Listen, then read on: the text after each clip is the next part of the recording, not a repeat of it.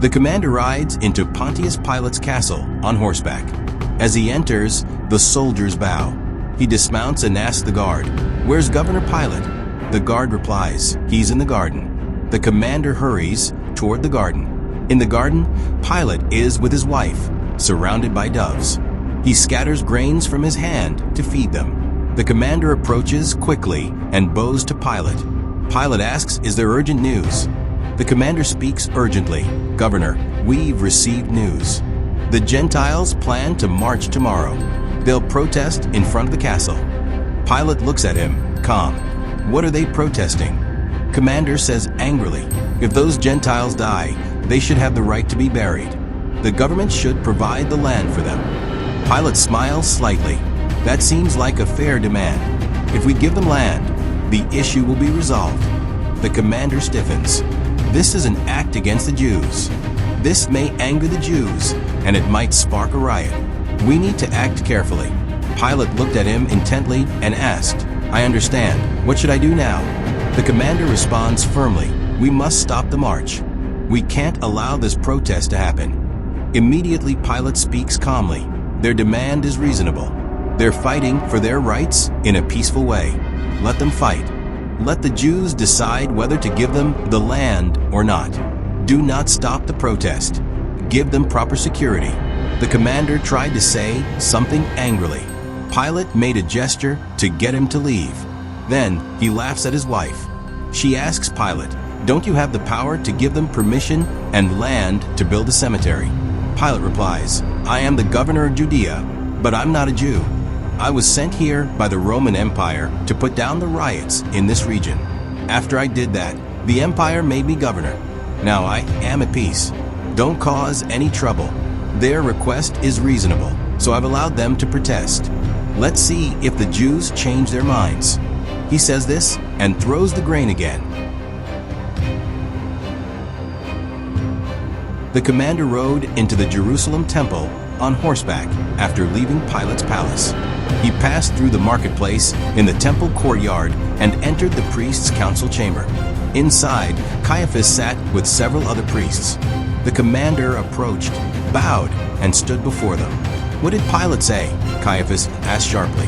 The commander replied, "He said you can't stop the rebellion. In fact, he's ordered me to provide protection for it." Caiaphas scowled. Of course he would say that. A man from a slave family. No wonder he wants to support them. One of the priests hesitated before speaking. "What harm is there in giving Barabbas some land? What if we don't interfere?" Caiaphas turned on him angrily. "Don't be foolish. If we give them space, where will it end? What will become of the honor of our Jews? The upper class must rule the lower. If everyone becomes equal, society will collapse. If the servant becomes the master, who will do your household chores? If everyone is a priest, who will pray in the temple?" Another priest spoke up cautiously. "But we were slaves once in Egypt, weren't we?" Caiaphas' eyes flared. "Yes, we were slaves, and now we have slaves. If we give them freedom, we'll end up as slaves again. That's exactly what I'm trying to prevent." Another old priest interjected. "There's word that Barabbas asked Jesus for support in his revolt." Shocked Caiaphas, Barabbas asked Jesus, "What did Jesus say?" The priest hesitated.